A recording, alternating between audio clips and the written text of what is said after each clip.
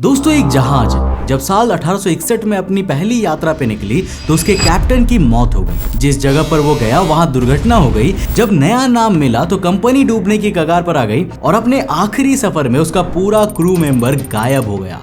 सुनने में भले ही ये किसी साइंस फिक्शन मूवी की स्टोरी की तरह लग रही हो, but this is the reality of Mary Celeste ship. ये एक ऐसा जहाज था जो जहां कहीं भी गया वहां सिर्फ पनौती और मौत ने दस्तक दी। मगर क्या इसके पीछे कोई अभिशाप या काली ताकत थी, या फिर ऐसी बेसिक साइंस जिसकी इग्नोरेंस ने सैकड़ों लोगों को बर्बाद कर दिया?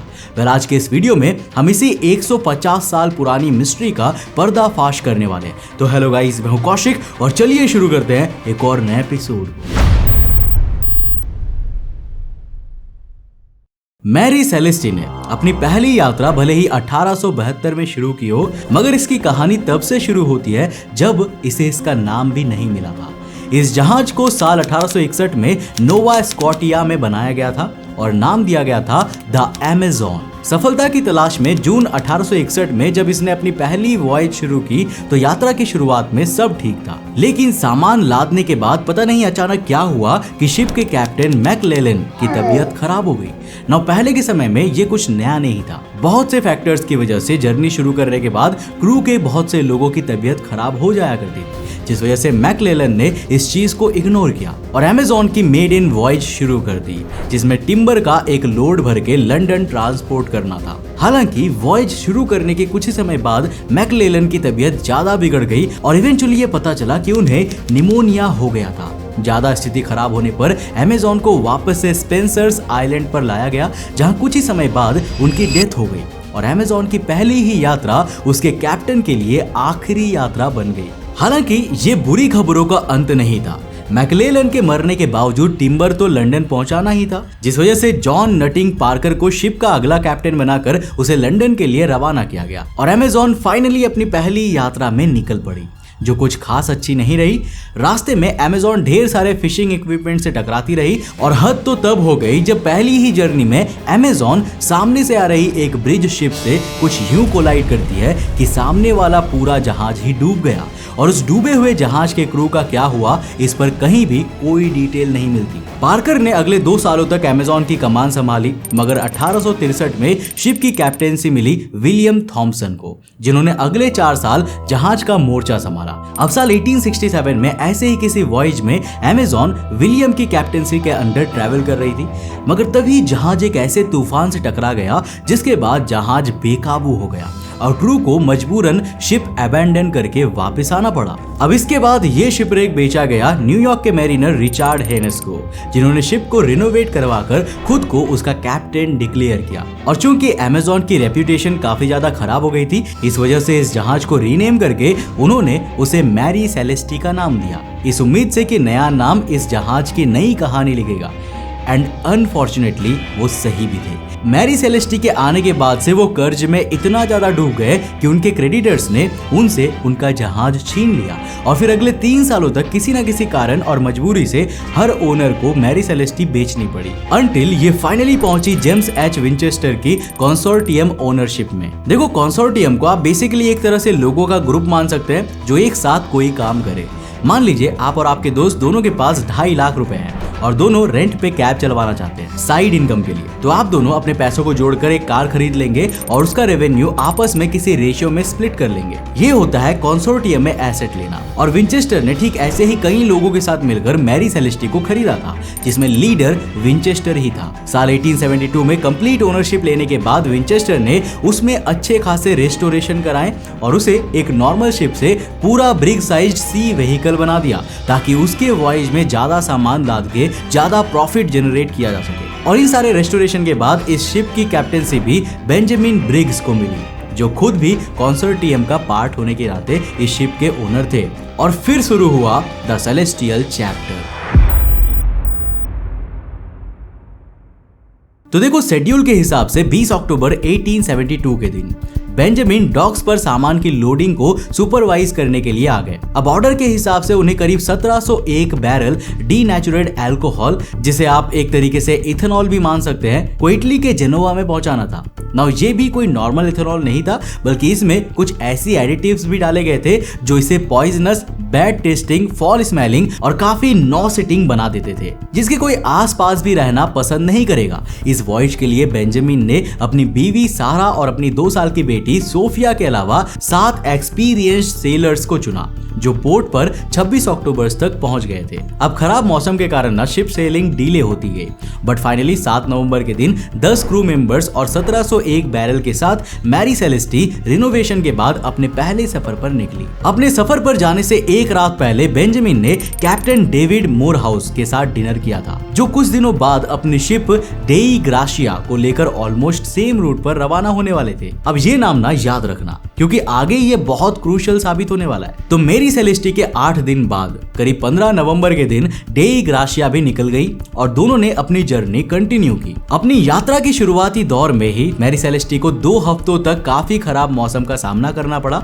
मगर फिर 25 नवंबर के दिन बेंजामिन ने अपनी लॉग बुक, यानी कि वो किताब जिसमें जर्नी की सारी रिपोर्ट और अपडेट्स लिखी जाती है, उसमें एंट्री दर्ज की। वो सेंटा मैरिया आइलैंड से करीब 9.6 किलोमीटर दूर थे और इतने दिन के सफर में उन्हें पहली बार जमीन दिखी थी, जिसका मतलब है कि उनकी लोकेशन कहीं इस एरिया के आसपास थी। अब इस एंट्री के करीब 9 दिन बाद 4 दिसंबर के दिन मोरहाउस की कैप्टेंसी वाली डेई ग्राशिया भी अजोरस आइलैंड के पास पहुंची, जब उसने दूर मौजूद किसी शिप को नोटिस किया जो आ तो उन्हीं की तरफ रही थी, बट बहुत ही वियर्ड मूवमेंट के साथ। एज पर प्रोसीजर मोरहाउस ने शिप की तरफ सिग्नल भेजे, पर सामने से कोई भी रिस्पॉन्स नहीं आया। कुछ पास जाने पर मोरहाउस अश्योर हो गए कि वो शिप कोई और नहीं बल्कि मैरी सेलेस्टी है, जिसके बाद उन्होंने तुरंत अपने क्रू के 2 लोगों को मैरी सेलेस्टी और उसमें बैठे क्रू को चेकआउट करने के लिए भेजा कि कहीं जहाज में कोई अनहोनी तो नहीं हो गई है, जो कैप्टन रिस्पॉन्ड नहीं कर रहे हैं। क्रू मेंबर वहां लोगों को ढूंढने की उम्मीद से पहुंचा,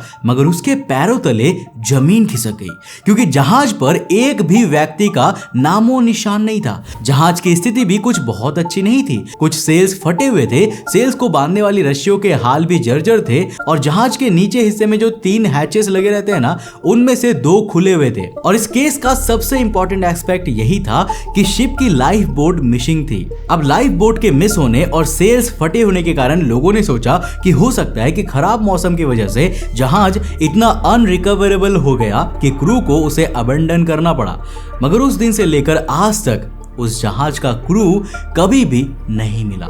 जब नीचे शिप के होल्ड में पहुंचा गया तो देखा गया कि वहां भी करीब 1 मीटर की ऊंचाई तक पानी भरा हुआ था, जो मैरी सेलेस्टी जितने बड़े साइज की जहाज के लिए कोई चिंताजनक बात नहीं थी। अब इस जहाज के कागजात और नेविगेशनल इक्विपमेंट्स गायब थे, मगर शिप की लॉग बुक, जिसकी लास्ट एंट्री 25 नवंबर की थी ना, वो और उसके साथ बेंजामिन की सारी पर्सनल बिलोंगिंग्स ठीक उसी तरह रखी हुई थी जैसे उन्हें किसी ने भी ना छेड़ा हो। एक और चीज गौर करने वाली थी कि ये लॉग बुक में जिस लोकेशन का जिक्र था ना, वो मैरी सेलेस्टी को खोजे जाने वाली लोकेशन से 400 नॉटिकल माइल दूर थी, जिसका मतलब कि टेक्निकली जहाज 400 नॉटिकल माइल बिना किसी गाइडेंस के ट्रैवल कर रहा था। अब ना तो इस जहाज में वायलेंस का कोई एविडेंस था और ना ही आग लगने का। ऊपर से इस जहाज की सारी सप्लाईज जैसे कि खाना पीना और इवन 1701 बैरल वाला कार्गो भी पूरी तरह अनटच्ड था। जब मोरहाउस को पूरी तरह यकीन हो गया कि जहाज पे कोई नहीं है, तो उसने जहाज को वापस जिब्राल्टर अपने साथ ले जाने की सोची ताकि शिप की साल्वर्ड क्लेम कर सके। दरअसल पहले ऐसा कानून था ना कि अगर कोई व्यक्ति किसी अबेंडन शिप को वापस ले आए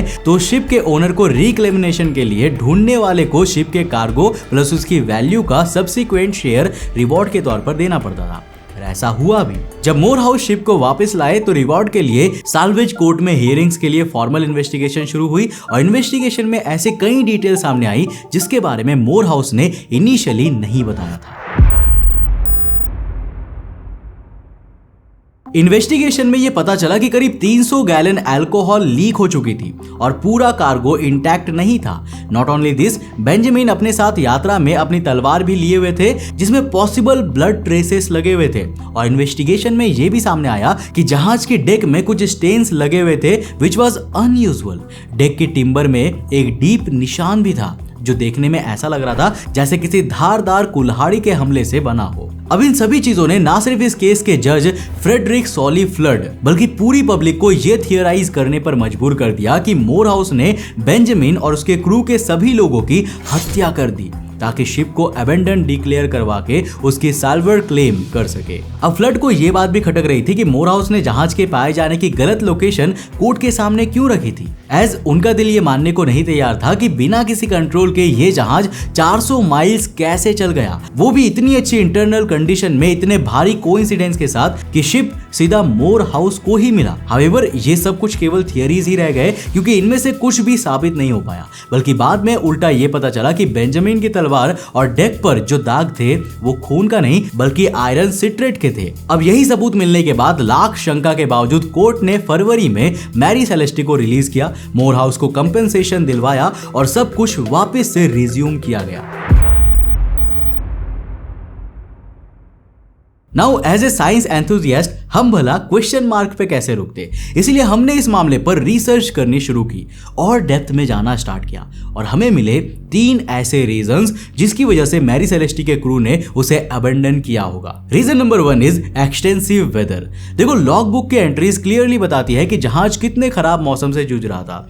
मौसम खराब होने की वजह से शायद जहाज के अंदर पानी बहुत ज्यादा भरने लगा होगा, ऊपर से होल्ड में भी जब पानी चला गया होगा तो क्रू मेंबर्स को लगा होगा कि शिप डूबने वाली है और इसे ही अवॉइड करने के लिए क्रू ने शिप को अबेंडन कर दिया होगा। Reason number 2 is sea quake. देखो चूंकि उस एरिया में सी क्वेक आना उस वक्त कोई बड़ी बात नहीं थी, इस वजह से कुछ लोग ये अज्यूम करते हैं कि उस वक्त भी कोई ना कोई सी क्वेक आया होगा जिस वजह से अल्कोहल लीक हो गई होगी। Now as we told you before कि ये एथेनॉल कितना हार्ड टू रेजिस्ट था, जिस वजह से एक्सप्लोजन के डर से बेंजामिन ने अबेंडमेंट को ऑर्डर किया होगा and this happened. Last but not the least reason number 3 है शिप के कार्गो में वाकई कोई एक्सप्लोजन हुआ होगा और इसको बहुत अच्छे से इलस्ट्रेट किया यूनिवर्सिटी कॉलेज लंदन के प्रोफेसर ने। देखो उन्होंने ना बेसिकली होल्ड का एक रेप्लिका बनाया और इलस्ट्रेट किया कि कैसे ब्यूटेन गैस की प्रेजेंस में कार्गो में मौजूद अल्कोहल एक ऐसे एक्सप्लोजन को अंजाम दे रही थी जो काफी बड़ा ब्लास्ट क्रिएट करने के साथ साथ बॉल ऑफ फ्लेम्स भी ऊपर फेंक रही थी, मगर बिना कहीं किसी तरह के निशान के। अब हो सकता है कि शिप पर इस तरह का एक्सप्लोजन हुआ हो और उसी वक्त होल्ड में पानी भी भरने लगा हो, जिस वजह से क्रू को लगा होगा कि नीचे होने वाले एक्सप्लोजन के कारण जहाज में पानी भरने लगा है और वो इस डूबते हुए जहाज का हिस्सा ना बन जाए, इसीलिए उन्होंने शिप अबेंडन कर दिया हो।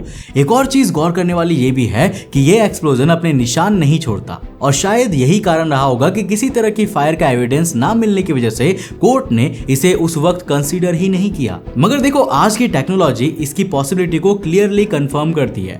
हाउएवर शिप को अबेंडन करने के बाद क्रू शायद कभी इसीलिए वापस नहीं आ पाई क्योंकि या तो उसकी सप्लाईज खत्म हो गई होंगी या फिर वो कहीं जमीन पर टाइम पे पहुंच ही नहीं पाए होंगे, या पहुंच भी गए होंगे तो उनका कभी भी पता नहीं चल पाया, जिस वजह से हम उन्हें आज भी मिसिंग कहते हैं और इस अबेंडनिंग की घटना को घोस्ट शिप की तरह ट्रीट करते हैं। अब इस पर आपका क्या मानना है और मैरी सेलेस्टी ने अपनी आखिरी जर्नी कौन से साल में की थी, इसका जवाब आप हमें नीचे कमेंट सेक्शन में लिखकर जरूर बताना। वैसे दोस्तों क्या आपको पता है कि एक देश ने एक ऐसे शिप को बनाने का सोचा था जो कि पूरी की पूरी बर्फ की बनी हो ताकि उसे बर्फ वाली जगह पर चलाया जा सके, और तो और इसे केवल सोचा ही नहीं गया बल्कि इसे बनाने का प्रयास भी किया गया था। पर आखिर कौन सा वो देश था और आखिर इस बर्फ वाले शिप का क्या हुआ? बहुत ही इंटरेस्टिंग स्टोरी है। अगर आप इसके बारे में जानना चाहते हो तो नीचे कमेंट सेक्शन में लिख के जरूर बताना। अगर आपके कमेंट्स ज्यादा हुए ना तो मैं डेफिनेटली इस टॉपिक पर एक वीडियो जरूर बनाऊंगा। अगर आपको ये वीडियो पसंद आया तो इसे लाइक कर देना और अपने दोस्तों के साथ जरूर शेयर करना। अगर आप नए हो चैनल पे तो इस चैनल को सब्सक्राइब करने के साथ साथ नोटिफिकेशन बेल ऑन कर देना। अब अगर आपको ये वीडियो पसंद आया है तो आपको ये वाली वीडियो भी डेफिनेटली पसंद आएगी, जिसमें हमने बात किया है एक ऐसे पिरामिड सिटी के बारे में जो जापान के करीब पाया गया और पूरी तरह समुद्र के अंदर डूबा हुआ है। पर आखिर ये शहर डूबा कैसे और आखिर इस शहर को किसने बनाया? क्योंकि बाद में की गई रिसर्च से ये पता चला कि इस सिटी को ह्यूमंस ने तो बिल्कुल भी नहीं बनाया था। तो आखिर किसने बनाया, यहाँ पर टैप करके देखो, बहुत इंटरेस्टिंग वीडियो है। मैं मिलता हूं आपको नेक्स्ट एपिसोड के साथ, तब तक के लिए बाय, जय हिंद।